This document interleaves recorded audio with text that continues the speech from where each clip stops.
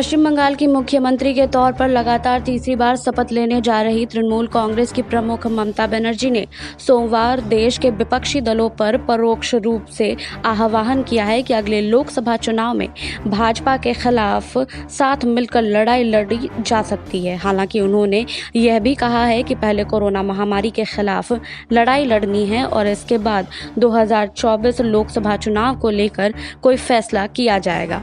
राज्य विधानसभा चुनाव में तृणमूल कांग्रेस की प्रचंड जीत की पृष्ठभूमि में ममता ने कहा है कि इस जीत के बाद प्रधानमंत्री नरेंद्र मोदी के ओर से बधाई देने संबंधी कोई फोन उनके पास नहीं आया है, जबकि अब तक यह परंपरा रही है कि प्रधानमंत्री फोन करते हैं। उन्होंने 2024 के लोकसभा चुनाव में अपनी भूमिका के बारे में पूछे जाने पर कहा है कि मैं सड़क पर लड़ाई लड़ने वाली योद्धा हूं।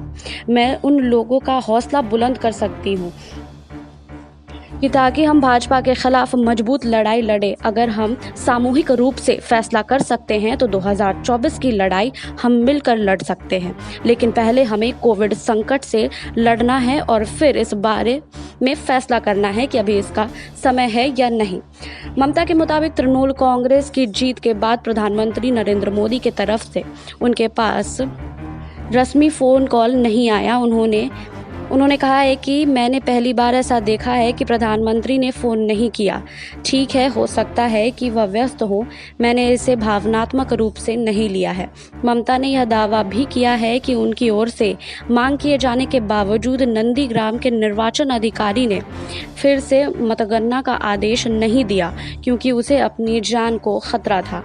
मुख्यमंत्री ने अपने दाव को सही ठहराने के प्रयास के तहत निर्वाचन अधिकारी की ओर से मुख्य निर्वाचन अधिकारी के कार्यकाल के एक अधिकारी के पास भेजे गए कथित SMS को भी सार्वजनिक किया है। उन्होंने यह भी कहा है कि नंदीग्राम के चुनाव नतीजे के खिलाफ अदालत का रुख करेगी। इस सीट पर नज़दीकी मुकाबले में भाजपा के शुभेंदु अधिकारी ने उन्हें पराजित किया है। आपको हमारी रिपोर्ट कैसी लगी हमें कमेंट बॉक्स में लिखिए। बाकी और खबरों के लिए जुड़े रहिए SPN 9 न्यूज़ के साथ।